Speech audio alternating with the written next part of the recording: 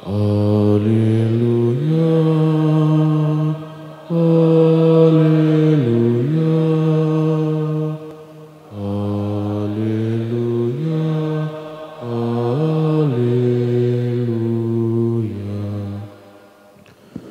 Berbahagialah orang yang dianiaya demi kebenaran,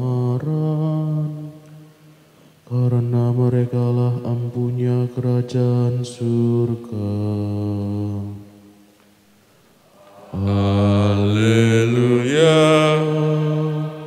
haleluya, haleluya, haleluya. Tuhan bersamamu. Inilah Injil suci menurut Markus.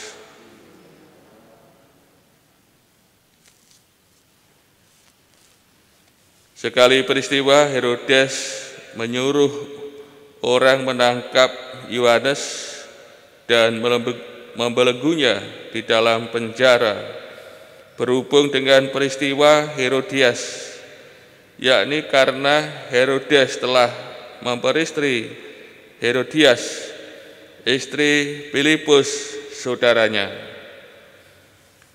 Yohanes pernah menegur Herodes, "Tidak halal engkau mengambil istri saudaramu." Karena kata-kata itu, Herodias menaruh dendam kepada Yohanes dan bermaksud membunuh dia, tetapi tidak dapat sebab Herodes sangat segan terhadap Yohanes. Karena ia tahu bahwa Yohanes adalah orang yang benar dan suci, jadi ia melindunginya. Tetapi setiap kali mendengar Yohanes, hati Herodes selalu terombang-ambing. Namun ia merasa senang juga mendengarkan dia. Akhirnya tiba juga kesempatan yang baik bagi Herodias, yakni ketika Herodes pada hari ulang tahunnya mengadakan perjamuan untuk pembesar-pembesar, para perwira dan orang-orang terkemuka di Galilea. Pada waktu itu putri Herodias tampil lalu menari, dan ia menyukakan hati Herodes serta tamu-tamunya. Maka Raja Herodes berkata kepada gadis itu, "Mintalah daripadaku apa saja yang kau ingini, maka akan kuberikan kepadamu."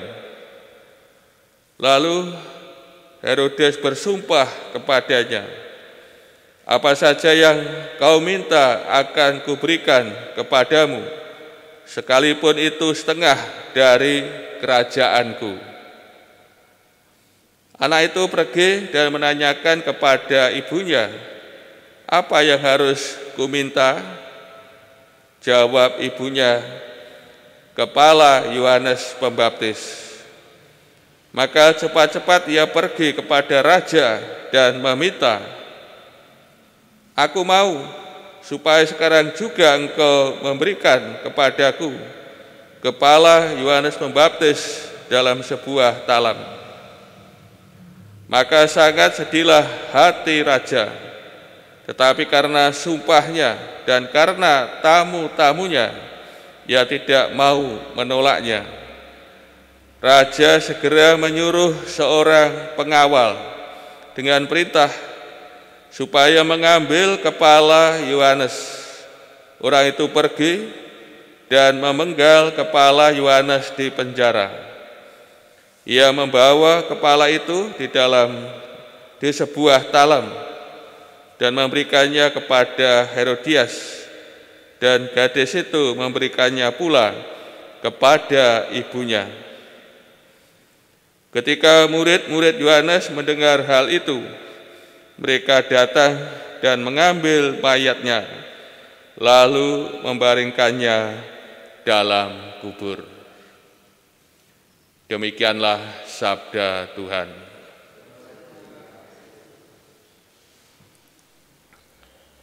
Saudara-saudari yang terkasih, kita hari ini merayakan kemartiran Santo Yohanes Pembaptis.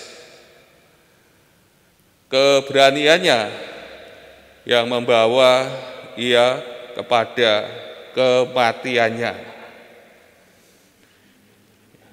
Yohanes Pembaptis berani menegur penguasa yang hidupnya tidak benar, yaitu Herodes Agripa, yang mengambil istri saudaranya, yaitu Herodes Filipus, yaitu Herodias. Herodias telah bersekongkol dengan Herodes, sehingga ia menjadi istri Herodes Agripa, dan ia karena telah ditegur oleh Yohanes, membuat ia selalu menaruh dendam kesumat kepada Yohanes Pembaptis dan berusaha untuk membunuhnya. Dan tadi dikisahkan kesempatan ada ketika Herodes mengadakan pesta ulang tahun, dan anak Herodias menyukakan hati raja, dan akhirnya Herodes bersumpah, dan apa yang akan diminta anak ini akan diberikan.